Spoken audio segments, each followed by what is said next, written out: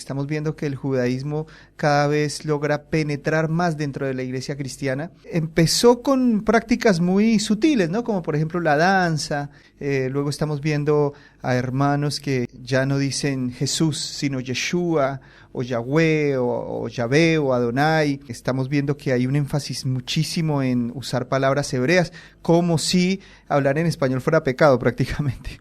Han empezado a guardar las fiestas. Vemos que también la vestimenta ha empezado a cambiar. Vemos que usan símbolos como la menora, el arca del pacto. Y vemos que todas estas cosas han empezado a infiltrarse en la iglesia cristiana y han empezado a traer una doctrina que fue combatida por los apóstoles en el primer siglo, y es el famoso judaísmo. No sé qué experiencia has tenido con él. ¿Has tenido alguna experiencia? ¿Lo has visto? Sí. Justamente como vos decías, con algunas prácticas como es la danza, ¿no es cierto? Lo que ellos le llaman la danza hebrea. Las vestimentas de ellos, bueno, a la hora de la danza también muchas veces tienen simbolismos, cosas, ¿no? que vienen del judaísmo. El uso del shofar también en las iglesias. El uso del shofar, es verdad. Incluso una vez estuve en una iglesia donde estaban levantando a una pastora, y para hacerlo hicieron una especie de ritual, ¿no? Donde ella se arrodilló, le pusieron unos mantos arriba con también le tenían la estrella de David, algunos símbolos. Y hicieron todo un ritual tocando shofares ahí en la iglesia. También iglesias donde, como vos decías, se incita a guardar las fiestas, algunas costumbres, como por ejemplo el día de Pascua comer ciertos alimentos cocinados de cierta forma. Lo hemos visto muy presente en muchas iglesias. No es algo de repente aislado o algo que se da en alguna u otra congregación. Ya lo estamos viendo muy presente en muchas congregaciones. Y si bien es cierto, en un sentido muy estricto no significaría pecado, lo que es peligroso es que trae una doctrina basada en obras, basada en la ley. Y hay congregaciones donde ya sean casos extremos, donde se llevan a cabo ya leyes dietéticas o rituales que tienen que ver mucho con el judaísmo, la circuncisión incluso en algunos casos la están exigiendo. Leyes que ya en este tiempo no tienen ningún efecto. De repente ya no puedes decir Jesús sino Yeshua, porque parece que fuera pecado, o prácticamente que ya no eres cristiano, que estás negando a Dios simplemente por decir Jesús y no decir Yeshua. Pues yo lo veo algo infantil, ¿no? Es más, yo recordaba que la misma palabra dice que toda lengua confesará que el Señor Jesucristo es el Señor. Es a través de todas estas enseñanzas sutiles logran establecer una doctrina que sí ya es herética, ya es un problema serio, y es el tema de la salvación por obras. Pienso que en este punto sí ya es muy peligroso dejar que este movimiento siga avanzando. Voy a leer algunos textos, porque tenemos que estar fuertes, como dije hace un momento, ¿no? Frente a estas doctrinas. Hay muchas personas que por no tener conocimiento bíblico sólido, les pasan una hojita, o les pasan 3 hojitas, 3 fotocopias, impresas por cara y cara, y con eso ya los convierten al judaísmo prácticamente, ¿no? Vemos pastores que usan, como decías tú, el shofar, vemos pastores que usan la kipá. Esto fue un problema que se dio en la iglesia del primer siglo, y el apóstol Pablo lo combatió muchísimo. Nosotros vemos en la epístola a los Gálatas cómo Pablo se indigna con los Gálatas y les dice que ellos, habiendo empezado por el Espíritu, no pueden terminar por la carne, porque habían empezado a guardar ritos del judaísmo. Y Pablo se indigna mucho y exhorta a la iglesia de Galacia a volverse de estas prácticas que en realidad para nada aprovechaban, ¿no? Porque hay un montón de leyes del Antiguo Testamento que eran tipo de Cristo, eran sombra de Cristo, y pues ya no son necesarias y quedaron completamente abolidas, ¿no? Como nos lo relata el libro de los Hebreos. Entonces, si esos rituales judíos eran un símbolo, o eran un tipo, o eran la sombra de ese sacrificio perfecto que es Cristo y que iba a venir, luego de que Cristo viene, pues ya no se necesitan, ya quedaron abolidas.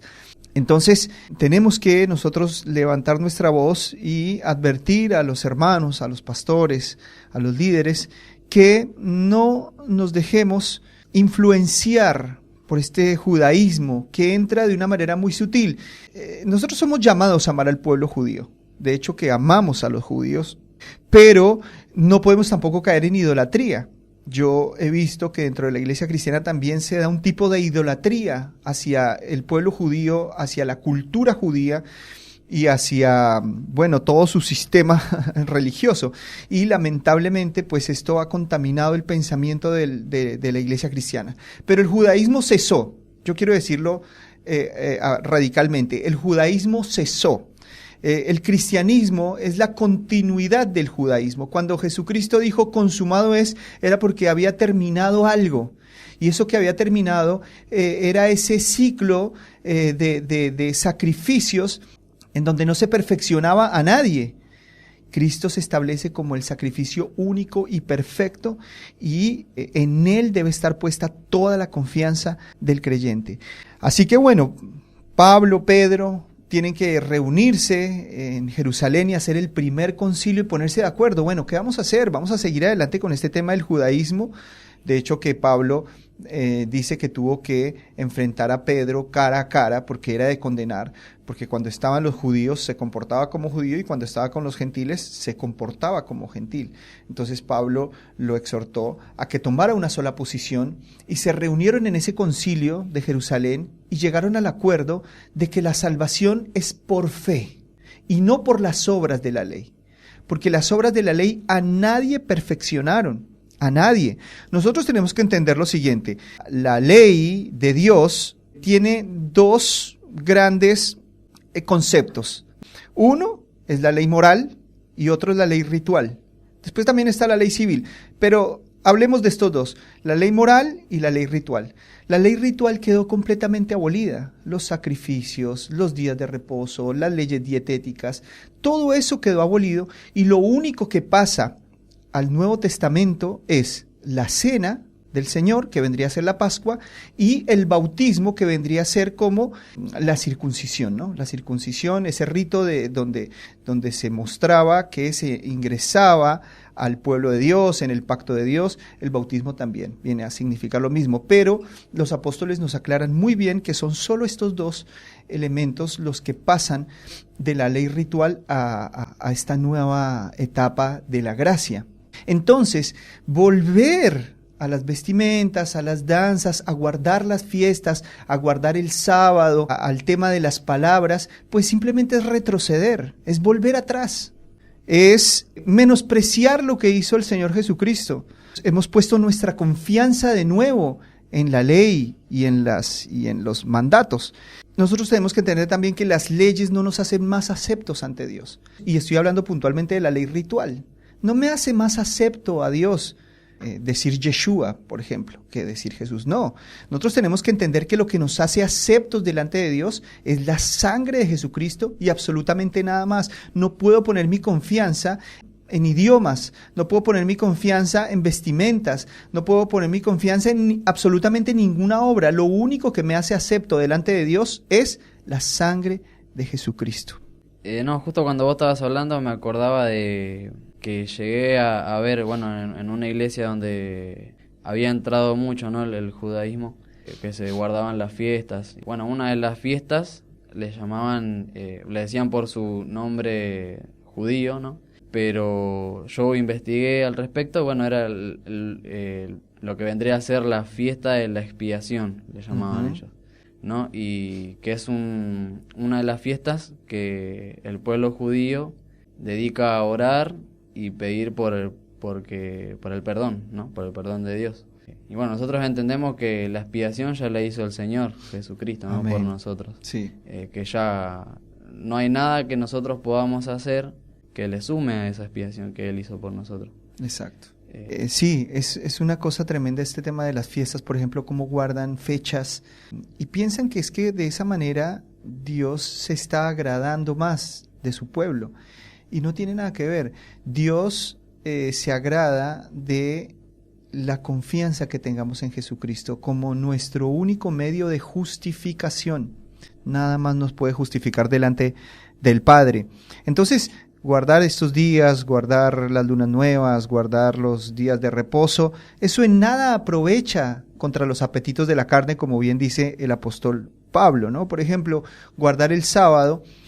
Yo sé que la Biblia dice que el sábado será un estatuto perpetuo para Israel y que Dios ama que guardaran el sábado, pero cuando viene Jesucristo le da un cumplimiento mucho mayor. O sea, Jesús viene a ser nuestro reposo. Es un reposo de las obras del pecado, ¿no? Porque el sábado, ¿qué representa para el judaísmo? Representa reposar y dedicarse a Dios. Pero cuando nosotros entendemos que Jesús es nuestro reposo, Jesús es nuestro Shabbat, entendemos que no significa un día, sino que entendemos que ya podemos descansar de las obras de la ley para poder reposar en la gracia, que es la que nos hace aceptos delante de Dios. Y cuando digo la gracia, por lo general la gente siempre piensa que es que estamos dando una licencia para pecar. No tiene nada que ver. Lo que estamos afirmando es que cuando entramos en el reposo de las obras, es porque Cristo hizo toda la obra para que nosotros podamos llegar a la salvación. Mi conducta cristiana, si es que hemos nacido de nuevo y si tenemos el fruto del Espíritu Santo, yo tengo que llegar a la conclusión y decir, no he trabajado en esto. El que trabajaste fuiste tú, Señor. Tú fuiste el que produjiste este fruto que yo estoy llevando. Fue tu Espíritu Santo, fue tu obra, fue tu mérito en la cruz. Yo estoy descansando. Yo estoy en reposo, tú eres mi Shabbat, tú eres mi reposo, tú trabajaste, tú cumpliste, tú dijiste en la cruz, consumado es, derramaste toda tu sangre, Señor, y esa sangre y esa obra, ese trabajo que hizo Cristo es lo que nos está transformando a nosotros día a día hasta llegar a su imagen. Entonces, cuando nosotros lleguemos al día de la salvación y miremos atrás, no vamos a decir, mira todo lo que hice para ser salvo. Vamos a decir, estuve en reposo porque todo lo que yo fui como cristiano exitoso lo hiciste tú. Ese es el reposo. Ese es el Shabbat. No es un día. No es una fecha. No es guardar un día del mes. Es reposar de las obras de la ley. Es un retroceso guardar los días teniendo a Cristo. Es un retroceso volver a los ritos teniendo a Cristo. Cristo es nuestra circuncisión, porque en el Antiguo Testamento el concepto de circuncisión de corazón es el mismo concepto que nosotros hoy tenemos de regeneración o nuevo nacimiento. Cuando había un judío verdadero, un judío no que guardaba la ley por obligación o por mandato, sino que guardaba la ley por amor, era porque él había sido circuncidado de corazón, o sea, él había sido regenerado, él había nacido de nuevo. Esa circuncisión de corazón lo hacía parte del pueblo de Dios de una manera verdadera. Hoy la regeneración o el nuevo nacimiento nos introduce también en el pueblo de Dios. Entonces nuestra circuncisión es un cambio de naturaleza. Nuestra circuncisión es el nuevo nacimiento. Nuestra circuncisión de corazón, aclaro, ¿no? La circuncisión de corazón, como lo aclara Pablo, es que la naturaleza mía, que estaba inclinada al pecado, ahora fue transformada por una nueva naturaleza que está inclinada a la justicia. Como siempre digo, no se ha perfeccionado esta obra en este momento porque no ha llegado el día del Señor y esta obra solamente se completará en el día del Señor, pero nosotros ya podemos descansar y gloriarnos en Cristo, quien es nuestro Salvador suficiente. Jesús es suficiente Salvador, no es insuficiente. Si Jesús fuera insuficiente, entonces nosotros tendríamos que complementar su obra, porque necesitamos algo más. Pero como Él es suficiente, no necesitamos más nada. Él es suficiente. Mirad, yo, Pablo, os digo que si os dejáis circuncidar, Cristo de nada os aprovechará. Y otra vez testifico a todo hombre que se circuncida, que está obligado a cumplir toda la ley. De Cristo os habéis separado, vosotros que procuráis ser justificados por la ley de la gracia, habéis caído. Vuelven a las sombras. La Biblia dice que Jesús es el cumplimiento y que todas las cosas que eran de la ley eran sombra de lo que había de venir. Entonces es un retroceso. Misael, ayúdame con Romanos 2:28. Porque no es judío el que lo es exteriormente, ni la circuncisión es la externa, en la carne, sino que es judío el que lo es interiormente, y la circuncisión es la del corazón, por el espíritu, no por la letra. No es judío el que lo es exteriormente, no es judío el que lo es étnicamente, sino judío verdadero es el que es judío de corazón, circuncidado de corazón, o sea que tiene la simiente de Dios en su naturaleza. Eso nos apunta, como dije, al nuevo nacimiento, nos apunta a la regeneración. Entonces, si nosotros hoy hemos entendido que la circuncisión es ese nuevo nacimiento, esa renaturalización, esa regeneración, pues de nada aprovecharía la circuncisión en la carne como ese ritual judío que se practicó antes de la venida del Señor Jesucristo. Vuelvo a afirmar que es un retroceso innecesario. Yo tengo acá un texto donde también Pablo muy decepcionado, les escribe a los Gálatas lo siguiente: «Oh Gálatas insensatos, ¿quién os fascinó para no obedecer a la verdad? A vosotros, ante cuyos ojos Jesucristo fue ya presentado claramente entre vosotros como crucificado. Esto no solo quiero saber de vosotros, ¿recibisteis al Espíritu por las obras de la ley o por el oír con fe? ¿Tan necios sois? Habiendo comenzado por el Espíritu, ¿vas a terminar en la carne?». Acá básicamente, y me quiero concentrar en esto, básicamente lo que Pablo está diciendo: ustedes empezaron por el Espíritu, o sea, nacieron por el Espíritu, fueron engendrados por el Espíritu Santo. El Espíritu Santo es el que los está santificando, el Espíritu Santo es el que los unió a Cristo, el Espíritu Santo fue el que los llevó a toda verdad, el Espíritu Santo es el que está haciendo toda la obra. ¿Cómo ustedes pretenden perfeccionarlo con un rito? ¿Cómo es que ustedes pretenden perfeccionarlo con un Yeshua o porque estoy guardando un sábado? Y Pablo le dice: ustedes no pueden perfeccionar el Espíritu con la carne. Ustedes tienen que seguir confiando en Cristo, seguir confiando en el Espíritu Santo. Él es el que está llevando adelante la obra de salvación en ustedes y en Él tienen que descansar y confiar plenamente. Porque por las obras de la ley ningún ser humano será justificado delante de Él, pues por medio de la ley viene el conocimiento del pecado. El trabajo de la ley es mostrar que no podemos cumplirla, ¿no? Mostrar que somos transgresores, que por naturaleza transgredimos, por naturaleza estamos inclinados al mal. La ley dice: no mentirás, porque el hombre miente. Si el hombre no mintiera, si el hombre tuviera una naturaleza que no miente, entonces no se necesitaría la ley. Entonces, cuando Pablo dice que ningún ser humano será justificado por cumplir la ley, es porque si una persona que miente obedece la ley de no mentir, eso no ha quitado su naturaleza de mentira, sino que simplemente lo está obligando. Entonces la ley a nadie perfeccionó. Por eso Dios no transforma, Dios no cambia la conducta de nadie por medio de mandatos ni por medio de ordenanzas hoy. Hoy ya no funciona de esa manera. Hoy ya no funciona por medio de la ley. Dios ya no transforma la conducta de las personas por medio de mandatos. Dios cambia la conducta de sus hijos por medio de un cambio de naturaleza. Cuando Dios cambia la naturaleza, cambia la conducta, porque la naturaleza es la que determina mi comportamiento. Y si mi naturaleza cambia, entonces mi comportamiento cambia. Entonces ya no necesito la ley. Por eso la gente dice: ay, entonces ustedes que no tienen ley ya hacen lo que se les da la gana o ya hacen lo que quieren. Pues déjame decirte que como Dios cambió mi querer, sí podemos hacer lo que queremos porque estamos en la libertad gloriosa del Espíritu Santo. ¿Y qué es lo que yo quiero hacer? ¿Qué es lo que se me viene en gana? Bueno, adorarle, amar al prójimo, obedecerle, adorarlo, porque ha sido cambiada la naturaleza. Entonces yo ya tengo la libertad gloriosa de los hijos de Dios de hacer lo que quiera. ¿No es cierto? Por eso la Biblia dice que Dios es quien pone el querer como el hacer, por su buena voluntad. Entonces, no es que yo quiero hacer o que yo pueda hacer lo que quiera, pero en una naturaleza caída. No, ahora yo puedo hacer lo que quiera en una naturaleza redimida.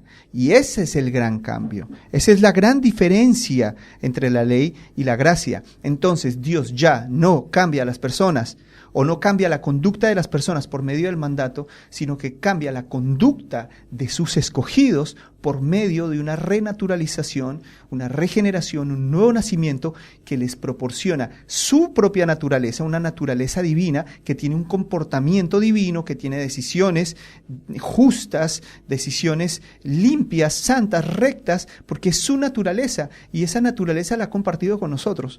Entonces, de esa manera es que nosotros tenemos que entender que ya no estamos más bajo la ley, sino que estamos bajo la gracia, estamos bajo la obra de Jesucristo, ¿no? Hebreos 7:11. Ahora bien, si la perfección era por medio del sacerdocio levítico, pues sobre esa base recibió el pueblo la ley, ¿qué necesidad había de que se levantara otro sacerdote según el orden de Melquisedec, y no designado según el orden de Aarón? Si la perfección la pudiésemos alcanzar mediante el sacerdocio levítico, si la perfección la pudiésemos alcanzar mediante la ley, entonces, ¿para qué habría necesidad de un nuevo sacerdote?